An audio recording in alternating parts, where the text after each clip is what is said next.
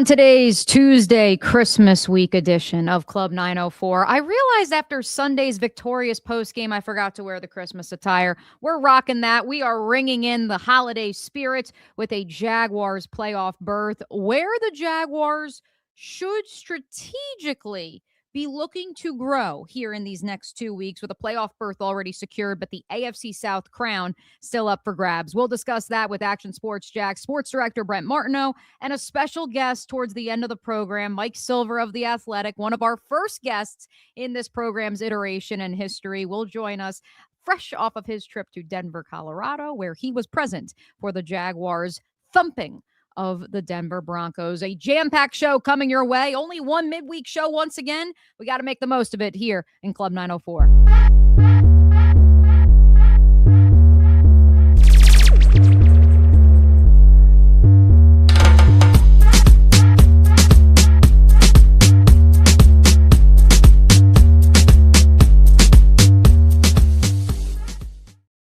Welcome into a Tuesday edition of Club 904, streaming and syndicated on the Action Sports Jax 24/7 channel, and of course available on demand wherever you get your podcasts. I am your host, Mia O'Brien. Brent Martineau will join us fresh off of the final Brent and Austin of the week before they break for the Christmas holiday as well. A whole lot to get to today. As I mentioned, jam-packed episode. Just got off the Zoom call with offensive coordinator Grant Udinski, defensive coordinator Anthony Campanelli, and of course we are about what we want to say, 15 hours coming at you live at 1 p.m. Eastern on a Tuesday, about 15 hours removed from the San Francisco 49ers completing a victory over the Indianapolis Colts that assured the Jaguars, the Los Angeles Chargers, and the Buffalo Bills a playoff berth in the 2025 postseason field. Will the Jaguars be hosting in the playoffs? Will they be hosting multiple games? That is what is still up for grabs. And we're going to dive into all that and more coming up, as well as some of the comments from both Campanelli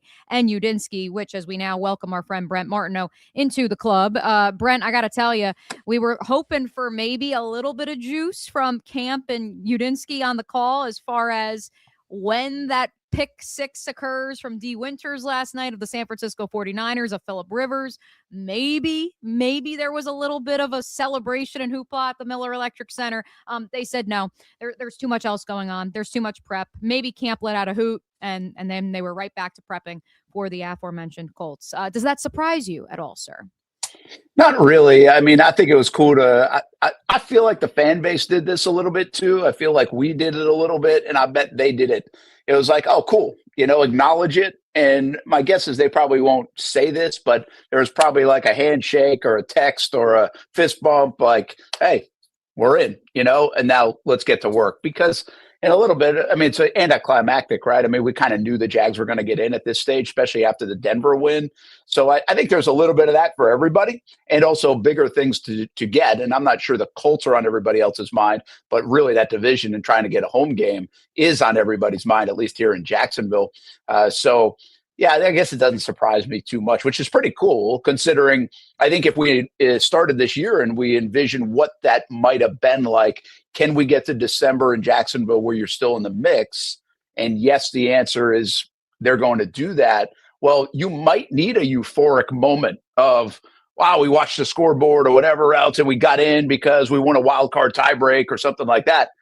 And the Jags didn't have to worry about it. It reminds me a little bit of 2017. We were in San Francisco right this time of year, Christmas Eve, and I forget who lost, maybe Tennessee or somebody like that lost. Jags got in even before kickoff, and it wasn't like this big, like, whoa, pop the champagne. It was more like, we got to go play a game. They got their butt whooped that day pretty much by the Niners.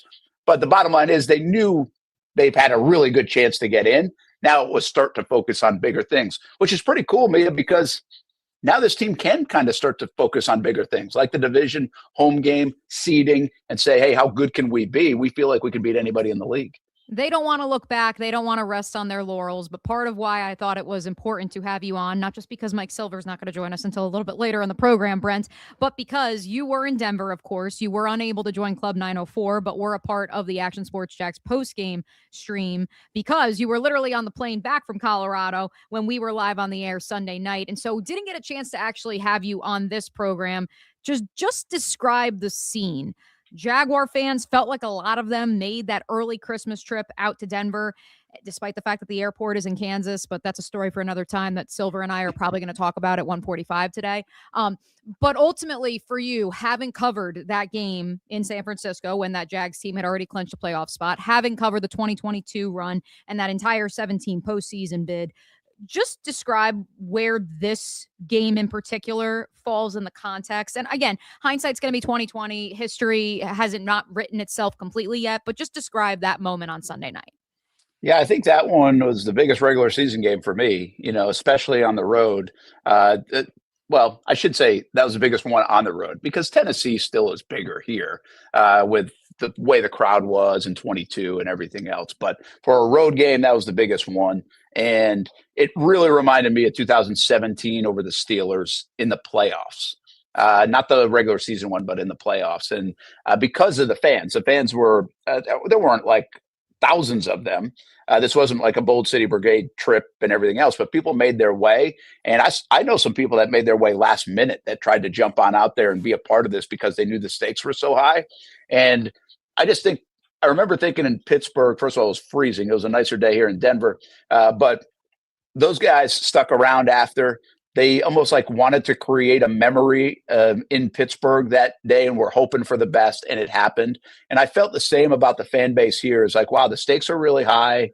Let's go see if we can, have a story to tell someday about these Jaguars and see if they can pull it off. And they actually did. Because I think there was plenty of doubt going into that game by me even. There's plenty of doubt going into that Pittsburgh game in the divisional round. Like, can you go back and beat Big Ben and the Steelers and, the legacy of Pittsburgh? And they were able to do it. So it felt very similar in that respect. And so that gives a lot of credence to a regular season game with 3 weeks to go in the season, feeling like a playoff game. That would show you how much it felt like that. And now I would say the party was a little bigger in Pittsburgh because more Jags fans did make that trip, an easier trip, but not around the holiday. There were a lot in Denver, though. That's part of why I was like, I need to get Brett's litmus test between all these various locales. Yeah, there was a good amount. I mean, and there were a loud amount. And I knew this going into the stadium because obviously the orange of Denver, you thought the teal would pop, against that. And it did. But there were definitely more in Pittsburgh that year in January, playoffs, everything for obvious reasons. But it was a good crowd, a loud crowd. And it really reminded me of Pittsburgh in the playoffs. I only had that feeling probably twice, right? Yeah, twice. In my time here. The other two games from a playoff standpoint, Bills home and the Chargers home. So you don't get this a lot. And really, if you look back in the history of the Jags, you don't, because I started to do that on Saturday. I go back to Pittsburgh 2007, which I wasn't here. I got here in 08. So the regular season game was big that year against the Steelers. And I talked to Gene Fournette over the weekend. He's like, no, this is the biggest regular season win since Morton Anderson. So I was like, wow, okay. I wasn't even thinking that way. Gene's going to say that. I mean, put that on a t-shirt. Like, yeah. And I don't know if his reasoning I would agree with for the Pittsburgh, like in 07. Mm-hmm. And again, I wasn't there, so I didn't feel what it was like. But I think he said the records were better in this one because Denver had an 11-game win streak and 12-2. But I don't know if that quantifies it as like a bigger game just because of that. I think that was probably a huge game in 07 as well in the regular season when the Jags went up there and beat the Pittsburgh Steelers on the road. But you get the idea. It's here or there. It's semantics at this stage. It was a massive game, and I think unequivocally one of the best wins in Jaguars franchise history, which is pretty wild. We do have the stat, thanks to ESPN research. Sunday's win marked the Jaguars' first regular season win against a team that entered 9 or more games over 500 in franchise history. They entered that one 0-8 in such games. And obviously, I don't know how many of those previous 8 games the Jaguars found themselves a substantial number of games over 500. Well, there's so many stats, right? Actually, on Countdown to Kickoff this week, we might try to do something where what's like your favorite stat right now for the Jags? Because when you win, you start going back. Like some of these offensive numbers are going back to 2005, 2007 now, some of these kind of things. And the number you just brought up, breaking the biggest win streak, also the biggest home winning streak. John Dever shared this with me Sunday, where the Jags breaking a 12-game home winning streak was the largest streak they've ever snapped. The second one was actually in '07. Pittsburgh had won 7 in a row at home until then. So again, some of these parallels, you just don't get it here in Jacksonville very often. And how about you? I'm actually liking the AFC West. You sweep the AFC West. Remember in 17, I think they swept the North. It was, I believe. I mean, that's an impressive deal. If you imagine saying at the beginning of the year the Jags would sweep the AFC West, I mean, that's almost like a ridiculous thought. And then all the games they've won out west, from Mountain Time to West Coast Time, it's really a team that doesn't matter where they play. Like there are none of those kind of obstacles in the way. And remember in 22, Doug kind of checked the box on so many of those obstacles. Hadn't won a road game in like, I don't know, it was like 18 times. Hadn't been an NFC team in like 19 times. Hadn't won a West Coast trip since whatever. Like all these things, they just kept checking. The Jags are checking boxes I didn't even know existed right now this season. So it's pretty cool. I promise we won't keep you too long, Brent, because you already just did a 3-hour show. But 2 notes, not to name drop either of these human beings and friends of the program, but one of them I'll keep anonymous for his own sake. The other, though, I know he won't feel bad if I say this. I was texting with our friend Ty Dunn of golongtd.com last night. And of course, Ty penned that great piece on Jordan Poyer. We were talking about the Bills, talking about the Jags. Ty's hoping to come down to Jacksonville at some point here in the next 3 weeks and do a little feature or 2 on the Jags. And so to that end, he and I were just discussing about the sustainability of what we are seeing. And he put it best. He was like, honestly, 22 with Doug Peterson felt like this magic carpet ride. And I don't want to put this evil on the Chicago Bears of 2025, Brent, but similarly, the Chicago Bears of their 11 wins, 6 of them have come when they have been trailing with 2 minutes to go in the ballgame. That is not sustainable. On the flip side of that, the Jaguars have seen 5 of their 11 wins by 2 possessions or more. That is why you saw belts in the locker room, BTA projected all over social media, because it's not just the Jaguars are winning, it's that they are dominating. And so the other friend of the program I was going to bring up, one of my contemporaries at ESPN Radio, who will remain anonymous, was at the SEC championship game. And he said to me, I have never seen an Alabama team get pummeled the way they did against Georgia. And so I bring that up to say, Brent, describe for me the actual game between the Broncos and the Jaguars, particularly at the line of scrimmage in that second half. I said from the onset, it felt like a 12-round heavyweight fight. I'm not so sure it felt like 2 boxers in the ring by quarter number 4. Yeah, I think that's fair. I was wondering where you were going with it, because I actually think the 34-20 part is a little misleading. Okay. I thought that was a tough 17 points in the first half. And that's really where I say this in a positive way. I give the Jags a ton of credit. Like that's where I thought it was a heavyweight fight, because it was just back and forth. And you were right when you were saying that. Like, you're right. At that stage, it kind of was, because Bo Nix's numbers were good. Trevor's numbers were pretty good by halftime as well. Nobody could run the football super effectively. They were putting it in the quarterback's hands, but you could sense the physicality of it, and it felt every bit as what you thought it would feel like and should feel like in a big time game. But I'm so impressed with the fact that the Jags, I did this morning, it was like 20 plays for 41 yards or something they had, and they still had a touchdown. And then by the time they scored that next touchdown with like, I don't know, 8 minutes, 7 minutes to go in the second quarter, they still had like hardly any yardage of real success play by play, but they were leading 14-10.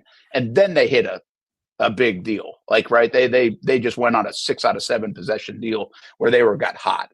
And so to your point, by the time they got to the fourth quarter, I don't want to say it didn't matter, but they went into more, from a boxing analogy, they went into protect the lead mode, big time way. They were not going to get hit by a haymaker.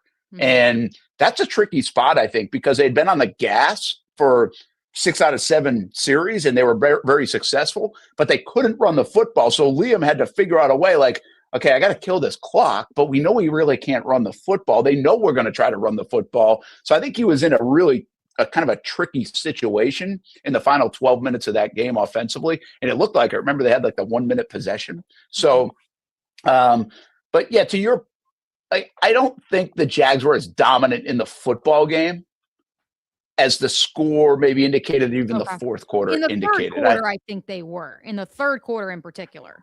Well, once they gave up the Harvey run with 13 minutes to go, they dominated that third quarter, right? Because they got off the field, they put two good drives together. But even there, and I'm not trying to say like they got lucky, but the benefit of a couple of calls on the one drive, I think it was a 24-17 drive. Like, there were two calls that I don't know the Jags always get, like Trevor getting the weight of the call on him, and then the PI on Parker. I don't think they were wrong calls, but I think they were calls that sometimes you get and sometimes you don't. Right. So if they don't get those two calls on that drive, maybe they kick a field goal and it feels a little bit different or whatever else. So, and then, by the way, at the same time, Parker Washington is slipping the tackle here and there. So you're really talking about two penalties and two slips of tackles that enabled the Jags to really run away with that game. But I also feel like if you take away two of those plays or even all four of those plays, we're talking about a real heavyweight fight all the way to the finish. Yeah, very, very true. Now, with that said, let's go back to Ty Dunn's comment. This compared to 22, because I was at the gym yesterday, Brent, and my trainer asked another Jags fan how he was feeling. And the first thing he said was, I was getting worried in that fourth quarter they were going to blow it. And so as much as we sit here on Club 904 and on the Brent and Austin show, and we say, do not be affected by what has been outside of 2022 and that quote unquote magical carpet ride, as Ty called it, that this is what Jaguars fans have to go based off of the last however many years of futility and blowing a lead and not being able to sustain game over game. Why, in your estimation, is this different than 22 and different than the last, let me do the quick math here, as long as you've been here, 18 years? Why is this different? Well, the 22 comparison for Chicago, by the way, is a really good comparison. It does feel like the Jags in 2022. This Jags team, it doesn't feel like that. They've dominated time of possession on many games. They've dominated control of the game. It's a totally different deal when that, when you stack that up. So I don't feel like this is a team of destiny. I feel like this has emerged as a really good football team. So, and I still think there's room to grow. Like, I wasn't super happy with their defense the other day. I really wasn't. And I know they get away with some things, but there were a lot of explosive plays. There were some missed tackles. Like, that was a lot of empty yardage, I thought. And I'm sure they're saying that this week in the building. I didn't listen to Campanile today, but I'm sure he's not happy about it. Even late, the 48-yard play down. I mean, how do you let that happen in that scenario? But I was more nervous. If I'm a Jags fan or whatever, I'd be less nervous about, hey, look, they gave up a 19-point lead against Houston. I'd be more nervous like, this is the damn NFL. I mean, we just watched 3 primetime games, not last night, but teams rally from double digits down in the fourth quarter in prime time, almost improbably. Seattle over the Rams, a good football team. And then, of course, the Chicago over the Packers, a good football team. And then I don't know how good Baltimore is, but the Patriots were able to do it. So I'd be nervous about it if I'm up 14 or whatever, because it's the way the NFL is, not the way the Jags are. But I'm gonna twist your question a little bit, and I think the number one question of sustainability now really goes to this regime. And I know we're not there yet. We'll get there in February or whenever about what's going to happen next. But the fascinating thing here in Jacksonville is for a team who has not been to the postseason much, third time in my 18 years, I've now witnessed 3 first-year head coaches do it. Yep. Doug Marrone, Doug Peterson, and not first year in their careers, but obviously here in Jacksonville, and now Liam Cohen. First time in his career, though. Yeah, and they all couldn't get there in year 2. So to me, the sustainability question starts in like February or March or whenever in the offseason of, okay, how do you do this year after year? You're right. 22, you probably weren't going to sustain that kind of success, but we still thought Trevor year 3, everything else. And guess what? We were kind of right. They went 8-3 to start the year until they started to get banged up. 17, what we missed is, okay, this is an anomaly kind of defense. Like, the turnovers are ridiculous. You can't count on that. They were scoring points that year. That does not transition into 2018 on top of an offense that probably is just okay.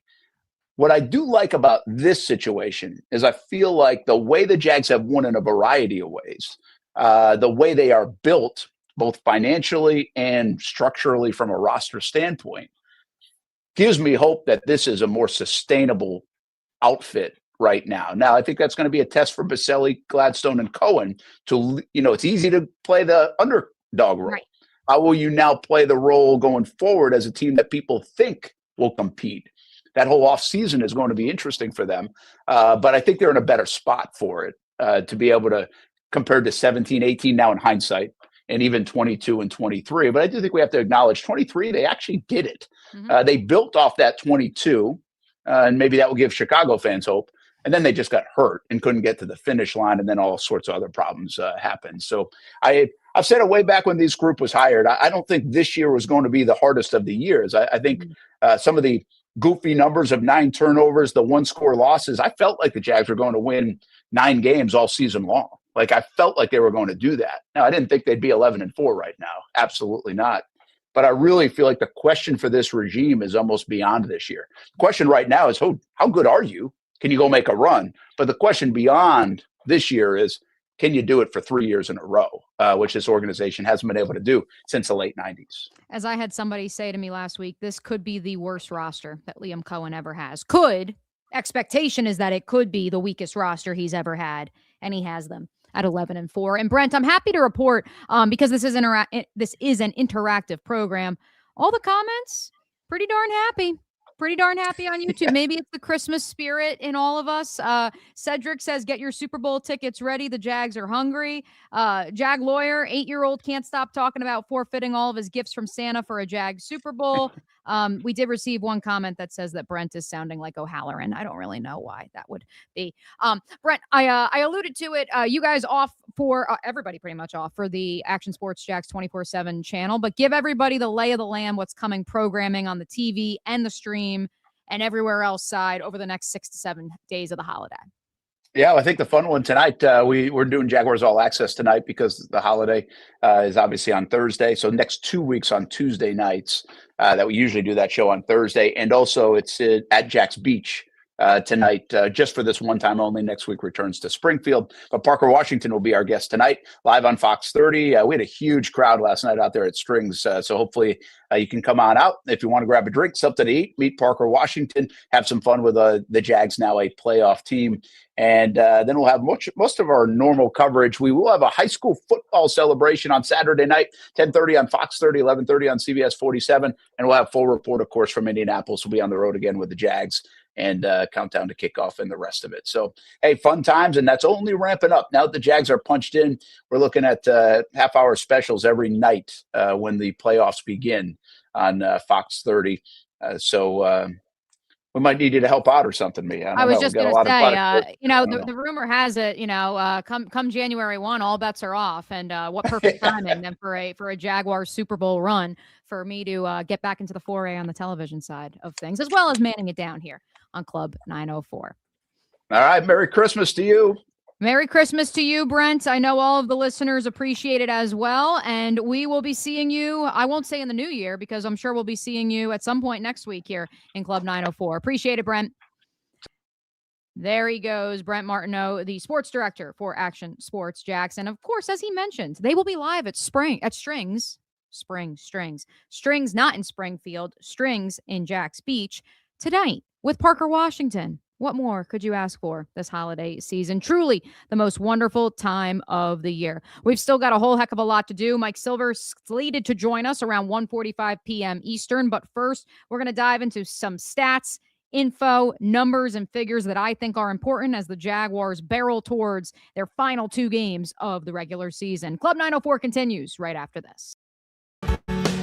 People helping people. It's at the core of what Alive Credit Union is all about, and it's been that way for 70 years. From the start in 1954 to today, the mission remains to inspire financial wellness and give you a financially fit lifestyle. Alive Credit Union and its employees are committed to not only serving their valued members, but also our community here in Northeast Florida. I had a chance to see that commitment firsthand as Alive partnered with our Action Sports Jax 24/7 team to bring you Armada men's and women's soccer broadcasts. Inside the 18, it is a shot, and it's a goal! Chloe Chivers. And that connection to the community continues with Alive Credit Union's support of the Police Athletic League of Jacksonville. Alive Credit Union's commitment to our community also involves serving the financial needs of all first responders through the recent merger partnership with City and Police Federal Credit Union. Join the community and become a member of Alive Credit Union today. Find out the many ways you can be inspired in financial wellness at alivecu.coop. Most of us know how to throw.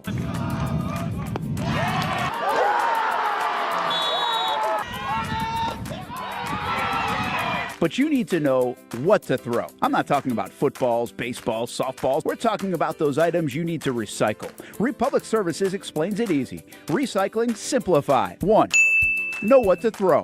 When in doubt, throw it out. 2. Empty, clean, and dry those materials. It takes an extra minute, but it makes a big difference. And 3. Don't bag it. This makes the recycling process faster and more efficient. This is a look at the Republic Services North Florida Recycling Center. You can make this process even more efficient. By utilizing those 3 steps, Republic Services can help you become a better recycler in your home. Learn more at recyclingsimplified.com. If you look good, you feel good. And the medical professionals here at Ponte Vedra Vein and Aesthetics are here to make you feel your best. I'm on camera every week, and I have a confession to make. I'm not always confident in my appearance. Can you see my dark circles? Is my makeup highlighting my fine lines instead of covering them up? I question it all. So when I found out about the wide variety of procedures here at Ponte Vedra Vein and Aesthetics, I knew help was just one appointment away. Medical Director Dr. Megan Deacon Casey and her board-certified physicians have been using the latest in cutting-edge technology for the last 10 years, giving men and women their personal confidence boost.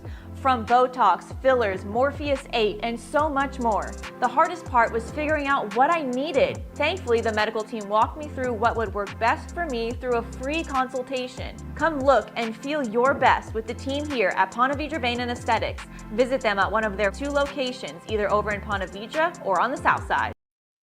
Welcome back into a Tuesday episode of Club 904. Thanks to everybody hanging out with us live. Almost 400 of you on this December the 23rd. Festivus to many. That is why we are dressed in festive attire, as it is the holiday season, the most wonderful time of the year, as your Jacksonville Jaguars officially are in the postseason and officially 1 Pro Bowl starter. Something tells me that's going to go right up there on the monitor or somewhere bulletin board at the Miller Electric Center with small market team. Ross Matisic has made his 3rd Pro Bowl. And as my colleague at ESPN, Mike DiRocco, points out, he is now tied with some pretty notable names in terms of which Jaguars have actually made 3 Pro Bowls. There's only 2 Jaguars who have made more than 3 Pro Bowls. And they're 2 pretty big names, Hall of Famer and now Executive Vice President of Football Operations, Tony Baselli, and Jimmy Smith being the other. Mark Brunell, Marcus Stroud, MJD, and Calais Campbell all made 3. You can now put Ross Matisic, well-deserved, being in that category as well. But at the same time, it's a little bit jarring to think Devin Lloyd, Parker Washington, even Trevor Lawrence, who since week 10 is fantasy QB number 1. So I don't want to hear it about, well, the fans don't want to vote for Trevor.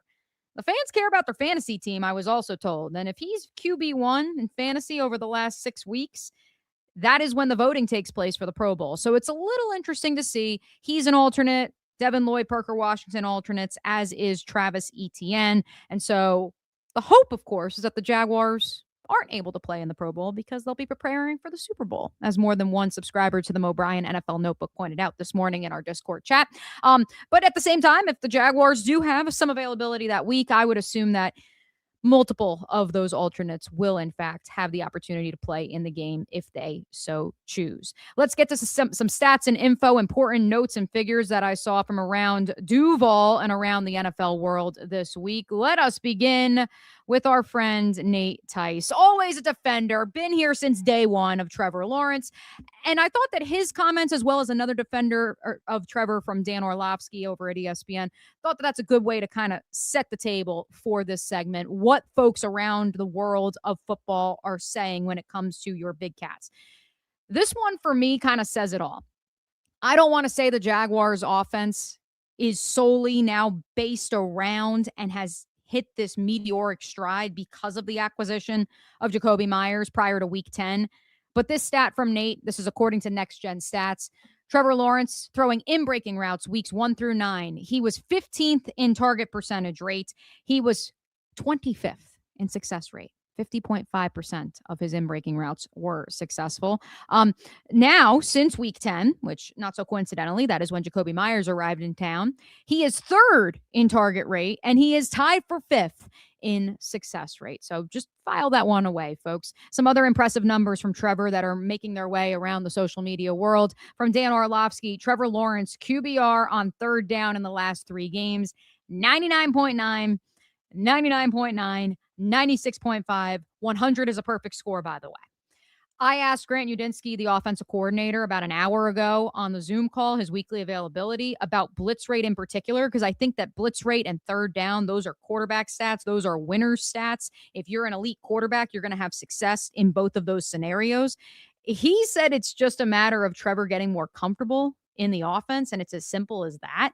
And that this isn't, something that he changed his footwork and the acquisition of Jacoby Myers and that changed everything. But I can't help but look at it as we now bring up the numbers from our other friend of the program, JP Acosta, when it comes to Trevor being blitzed on Sunday against the Denver Broncos, where he was 10 of 15 for 99 yards and 2 touchdowns.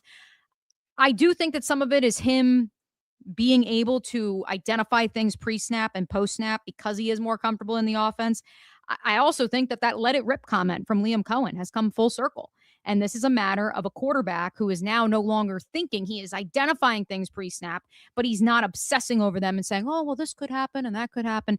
He is quite frankly saying, this is happening, that is happening. Ooh, let me keep an eye on that. Let me tell LeQuint to make a change or a protection at the line, and we keep it moving. Fun stat from D-Rock as well. Let's get to it. The Jaguars have outscored their opponents by 113 points during the 6-game win streak. That is an average margin, folks, of victory of 18.8 points per game. Ironically, the 2024 Jaguars averaged 18.8 points per game. You can't make this stuff up. From our friend Dan Griffiths of Action Sports Jacks, Parker Washington's 140 yards outside the numbers, the most of any player this season. Any player in the NFL, according to Next Gen Stats. His plus 70 yak yards after completion over expectation versus Denver, the most by any player this season. It's surprising because this is a player who, when he left Penn State, I think, well, first and foremost, was hurt. We were recounting that here in my house the other night. Like, how the heck does Parker Washington fall to the 6th round to the Jacksonville Jaguars? He was hurt. He did not test. But this is a player who had one of the lowest drop rates in college football playing at a major FBS school like Penn State.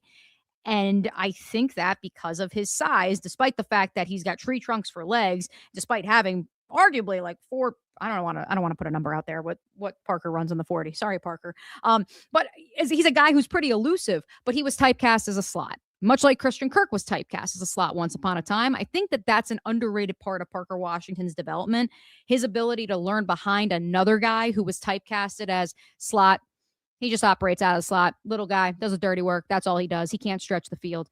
Learning behind Kirk, who proved people wrong in 2022 because he too could play the Z. He can play outside. He can be a field stretcher, even if he isn't a long strider or possesses this elite burst of speed like someone like Brian Thomas Jr.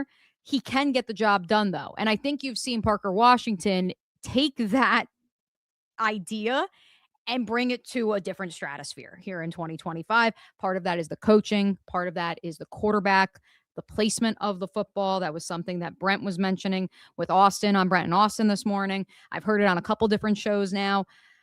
It's all come together to allow for Parker Washington to be a better version of Christian Kirk from 2022 here in 2025. Let's give the defense a little love, folks, before we keep it moving on Club 904 on a Tuesday. Answer some of your questions before we welcome Mike Silver onto the program. Trayvon Walker, 3rd NFL defensive lineman since 2022 to stop 3 fourth down runs in a 4-week span. I don't think either of the other 2 had a club hand or at the very least a cast, and also had missed 3 games with a knee injury. I'm just going to guess. And maybe I'm wrong. Gus Logue, our friend of Duval22.com, who joined us last week. Go check out that episode, a little bit of an evergreen episode if you haven't already. Gus says, go ahead and lock in the $30 million per year extension. Underrated part of Trayvon Walker, just as a football player and human being, is like, I've said it on other episodes. Like, when I've talked to him, he's not stressed about the contract. He's not thinking about it. He says the price of the dollar just keeps going up as he continues to play well. And I had a conversation with him right after the hand injury, so prior to the knee injury in the Jags locker room. And he said, he's like, there's still a lot of football to play. And that's when this team was 5-4 and people were looking around saying, what are they going to be? And he was as level-headed as anybody. And that is someone who, yes, has the fifth-year option already having been picked up. So he knows he is here for, at the very least, which we would like to think it'll be more, at the very least next season too. Cool, calm, collected. That has been the nature of your Jacksonville Jaguars here in 2025. I didn't actually clip the stats, but I will read them off to you in case you missed it. Here are the pressure numbers. Let's start on the defensive side of the ball since we just talked about Trayvon. Then we'll talk offense because I'm sure that's where many of your questions in our live Q&A are going to stem from. So defensively, Josh Hines-Allen led the way with 6 pressures against the Denver Broncos. Trayvon Walker had 5. Antonio Johnson, Emmanuel Agba, and Eric Armstead 2 apiece. BJ Green, Dennis Gardick, Devin Lloyd, DeJuan Smoot, Matt Dickerson, Dewey Wingard, Foye Oluokun all had 1. Yes, you want your number 1 and number 2 pass rushers to lead you in that category. I don't want to say that the absence of Danny Strigow is the reason that those other players didn't have a whole heck of a lot, because when you think about it, 7 pressures between 7 players, I mean, heck, that's not a bad thing, especially when you have a defensive scheme like Anthony Campanelli's where he's trying to bring pressure from various points of the football field. But this is the reason that I think you will see as James Gladstone, Tony Boselli, Liam Cohen continue to develop this roster in the years ahead.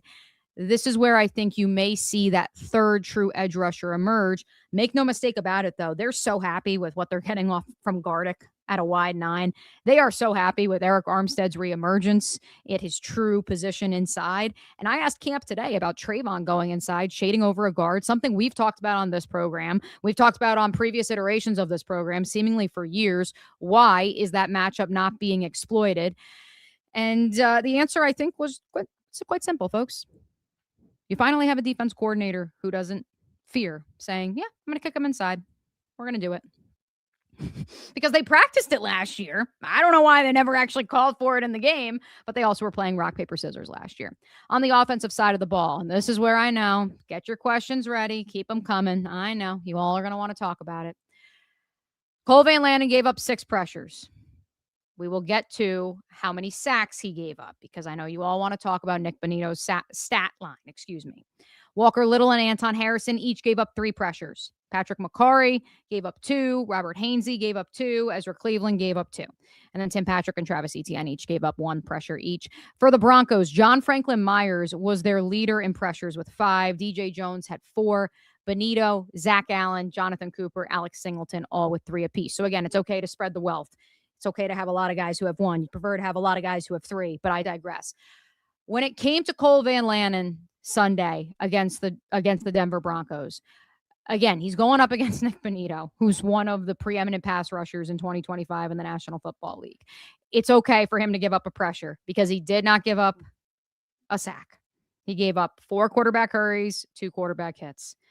That is a good day at the office. But for those who are in the Walker Little camp, you see the 6 pressures and you go, I don't know.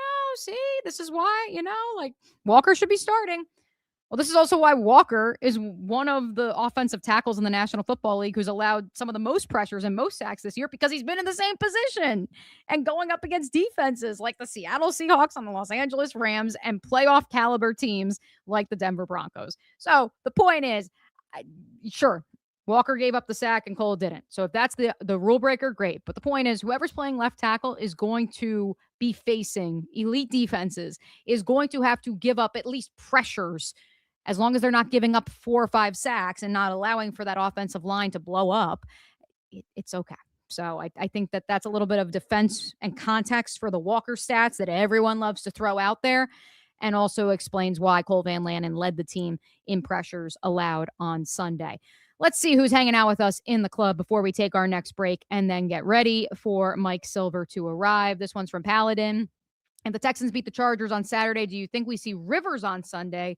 They would be eliminated going into the game. We definitely need to be ready for the rookie, totally different style. I think you're going to see Riley Leonard, personally, independent of what happens in the game on Saturday. Now, there is also an outcry right now in Indianapolis for Shane Steichen and Chris Ballard's job. I would like to remind you, prior to bringing Mike Silver on, that Chris Ballard has won less AFC South titles than Dave Caldwell, Trent Baalke, and John Robinson individually, not cumulatively.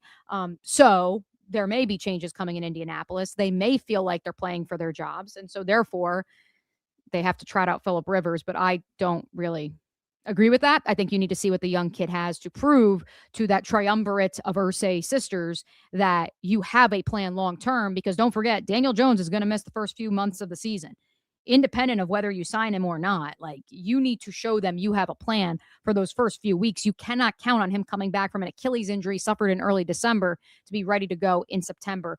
It's just the reality. I know technically the rehab would have him back by August. He's not going to be 100% ready to go. Billy brings up a good point. Trevor started clicking when he put the wristband on, combined with Jacoby joining the team. Don't discount the wristband helping the plays being called quicker. I absolutely agree. It's a lot easier when the play call is a number, then you yell it, as opposed to having to hear a play and then recite said play.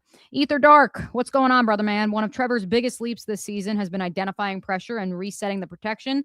The game he got hit a few times, but it looked better. Yep, I would agree with that statement as well. And I think that LaQuint Allen, give us some love for Q, man, because he's been awesome in his rookie campaign. Hef, it's also why the offensive line only had a sack tallied against them and the other 4 were on Trevor. Yes.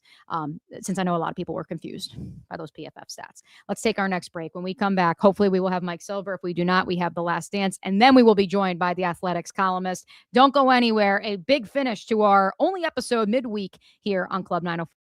If you don't see a pit, it ain't legit. When you hear that, you think Bono's Pit Barbecue, a staple in Northeast Florida now for 75 years. A place that feels like home with friendly service, a meeting place for friends, family, or business occasions.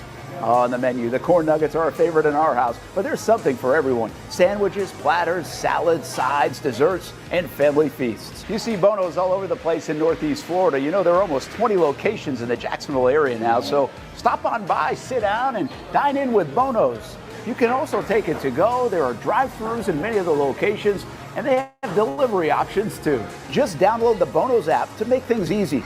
I signed up for the loyalty program, and you can too, to get special offers. If Jacksonville is home, few things feel more Jacksonville than Bono's Pit Barbecue. Celebrate 75 years and many more to come. Bono's Pit Barbecue. If you don't see a pit, it ain't legit. Choose your own adventure. It's not just a saying, but a way of life here at Cycles of Jacksonville. And whether it's 2 wheels or 4 wheels, at Cycles of Jacksonville, a great adventure awaits. With brands like Honda, Vespa, Segway, and Triumph, Cycles of Jacksonville has you covered with their inventory featuring a 60,000 square foot building. If 4 wheels is more your thing, check out the largest selection of Honda Talons in the entire county. No matter what you're looking for, Cycles of Jacksonville is going to have the selection you need, all with great financing and rebates. Plus, if you're active duty military, Cycles of Jacksonville will offer you 0% financing along with great discounts for military and first responders. And when you want to get off the road and set sail, Cycles of Jacksonville has you covered with everything you need to get on the water. So if you're ready for a great adventure, let Cycles of Jacksonville be your guide. Located off Atlantic Boulevard, or check out their website at cyclesofjacksonville.com. Nobody but Nimnicht. Our family has purchased 6 vehicles from Nimnicht Buick GMC. The #1 Buick GMC dealer in Jacksonville has lots of inventory to choose from with their best price guarantee. Who gives you top dollar for your trade? Nobody but Nimnicht. Save up to $10,000 off select new GMC Sierras or get rates as low as 1.9%. You know, I'm a truck guy. GMC Sierra, my trim level is an SLT. This one's an Elevation. Pretty good looking color as well. So here at Nimnicht Buick GMC, you have a lot to pick from. My father-in-law, he drives this, an Enclave, so I feel like that GMC in the family. 2025 is coming around the corner, which means it's almost time to close out those 2024s this summer. You can schedule a test drive at nimnichtbuickgmc.com. And while you're there, check your trade value and customize your payment options. Welcome back into a Tuesday edition of Club 904. Our next guest is ready, so we had to cut the commercial break a little bit. He is making time for us. Right now, it looks like he's going to be joining us via phone. I'm killing him. I asked him for, hey, if you got your video. No, we're keeping you on the phone, Mike Silver. Don't worry. Let's bring him in. The Athletics one and only. Oh, I had a nice picture for you too, but it's not showing. That's all right. We'd rather just see the blank and hear from you. How are you doing today, my friend? Thanks so much for joining us. Hi, Mia. We're off to a rousing start, but people can just visualize like the most handsome old sports journalist imaginable, and then maybe it'll maybe it'll enhance the experience. Hold on, let me see, because I had your headshot from The Athletic ready to go. Let's see. There we okay. Can you still hear me? Can you talk? Let's make sure we can hear you. Yeah, but is the mouth moving in the photo like in Harry Potter? That No, would be weird. it's That'd be- not. or- yeah, But it's okay. still, it makes, I don't know. It's still, and then you can't see this because you're driving. But then I'm in my my Jaguar Santa hat and elf sweatshirt. So listen, Nice. this is the ultimate fun Festivus show on the internet, on the airwaves here on this fine December the 23rd. We won't keep you long, Mike. Let's begin with this. You saw the Jaguars last prior to Sunday in Las Vegas in that wacky overtime game against the Raiders, fresh off the Travis Hunter injury. And then you saw them again this Sunday at Mile High. Your impressions on where this team has made strides in the 6 weeks in between those two matchups? Well, for starters, they took one of the best players on the Raiders from that game and traded for him and put him on their team. And Jacoby Myers, as one coach told me, has been a godsend. And I know he didn't have the massive numbers against the Broncos, but it just seems to have changed everything. And obviously, Brian Thomas Jr. has really struggled all season after that monster rookie campaign. Hunter didn't really pop as a receiver before he got hurt. And, you know, they've been pretty young. They dropped a lot of balls.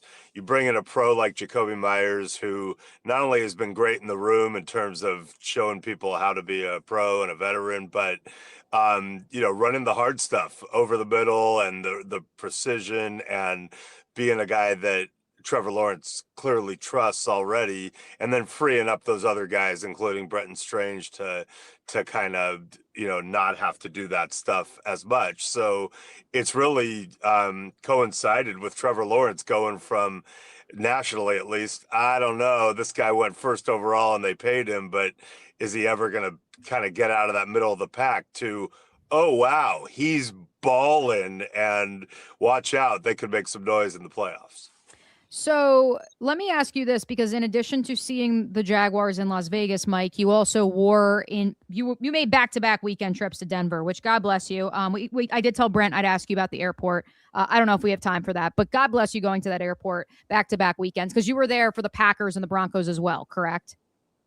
I was. I don't mind that airport. First of all, it's closer to California than many, and secondly, I've had mostly good experiences there. There are a lot of airports I would rip, and we could get into a whole thing. I mean, I'm not a big fan of, say, Sky Harbor Airport in Phoenix, where you walk around and it's like a shanty town with like people sitting on the floor, and every line at every establishment's like 45 people long. They need to build that place up, but I digress. Travel advice. Again, these are things this is why you come to hang out in Club 904. You never know what we're going to talk about. But to that point, you saw the Broncos Packers. You saw the Jaguars Broncos. Tell me, did those two games look similar? Did that say something about the Jaguars, seeing those Broncos team that was victorious against another quote unquote good team in the NFL, and then seeing them the next week get beat by the Jaguars?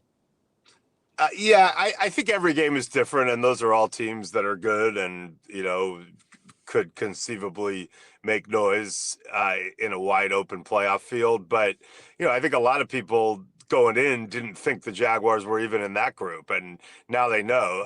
I guess the difference in those games, the Packers had them, you know, in a bad spot, the Broncos, and then some weirdness happened, a great Surtain interception, and then Micah ended up tearing his ACL, and they just were not emotionally the same after that. And the Broncos, as they've done a lot, came back and had a great fourth quarter and won at home.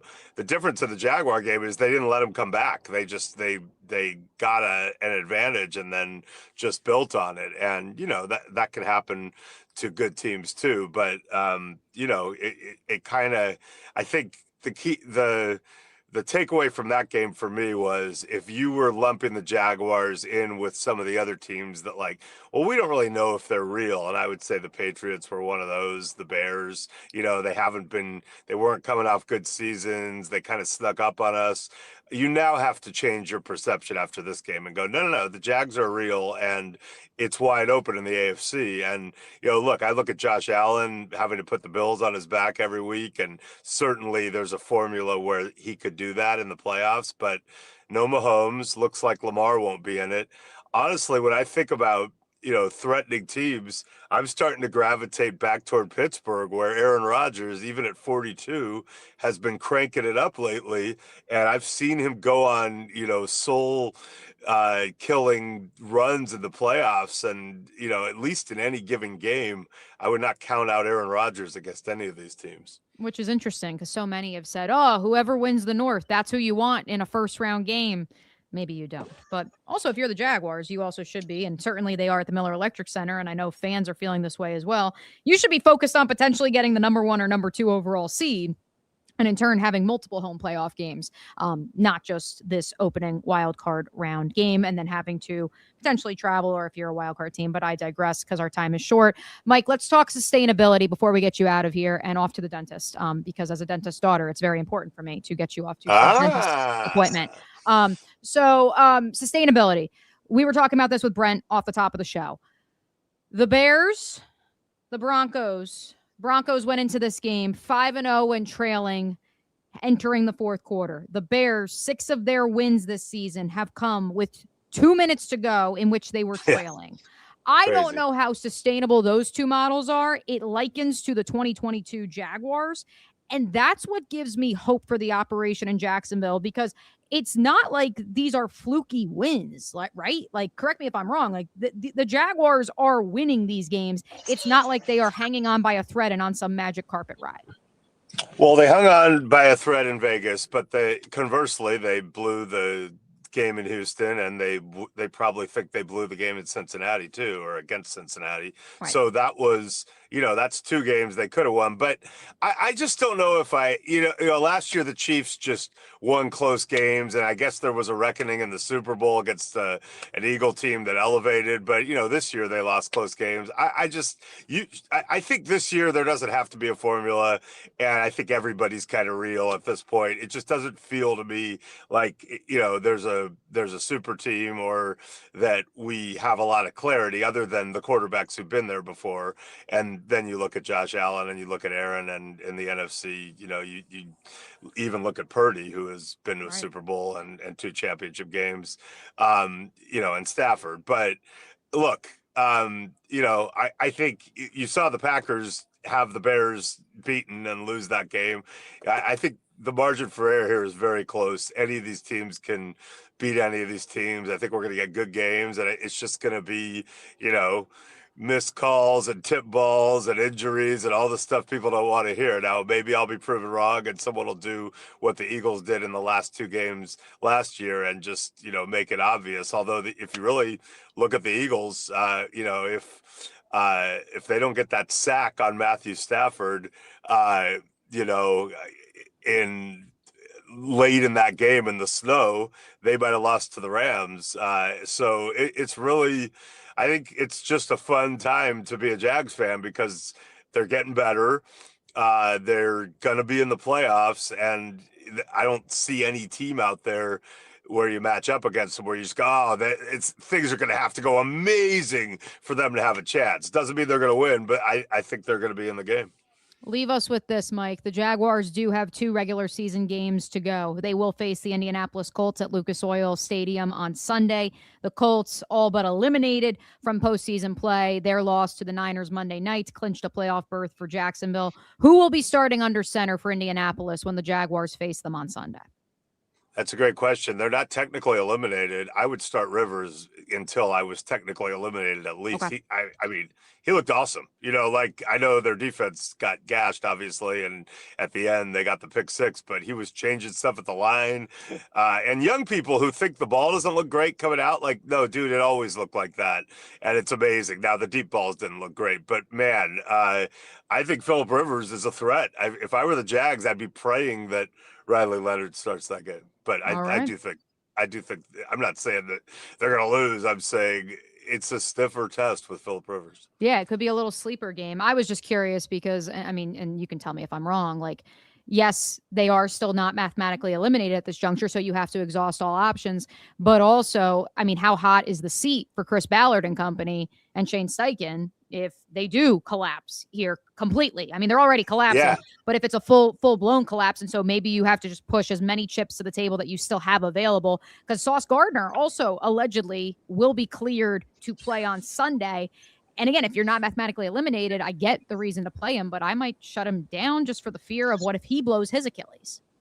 I would try to win. And I agree with you on all that. And also, you didn't bring Phillip off the couch or off the high school field to sit there and like pat Riley Leonard on the back. It's not like we're talking about, a first round pick that we have to take a look at. Like, dude, it's Riley Leonard. Daniel Jones is going to be the quarterback next year.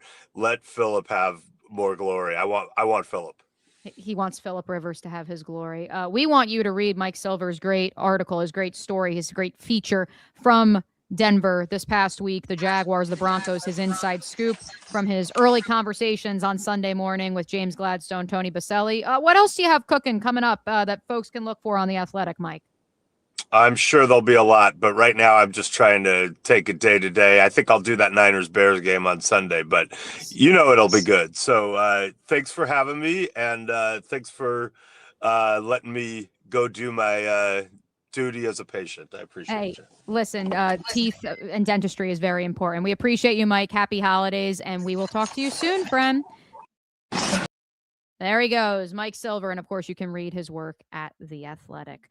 Last dance for me. Again, we won't have a show on Thursday due to Christmas. We will be back with a post-game show on Sunday. I mentioned to you guys off the top, we caught up with Anthony Campanelli, Grant Udinsky, the two coordinators for the Jags, earlier, about an hour or so ago on the Zoom call. And two things that came up, it's the same thing, but it came up from both coordinators. The word care for, the word care about each other, give a bleep. That is something that I go back to Aaron Donald back in 2023 when James Gladstone and Les Snead decided to reconstruct the Los Angeles Rams. And they went to Aaron Donald and said, we're going to go young. This could be a roster, which it was, that it was 50% rookies and 50% veterans. And Aaron Donald said to them, I will play with anyone, quote, I just want to know that they care. And as both Anthony Campanelli and Grant Udinsky told us today, that is what is separating the Jaguars as we hit the home stretch of the 2025 season. They have a lot of guys who quite simply care. We care that you guys care enough to not only watch this program live, over 700 of you watching live on the various network channels of the Action Sports Jax 24/7 network.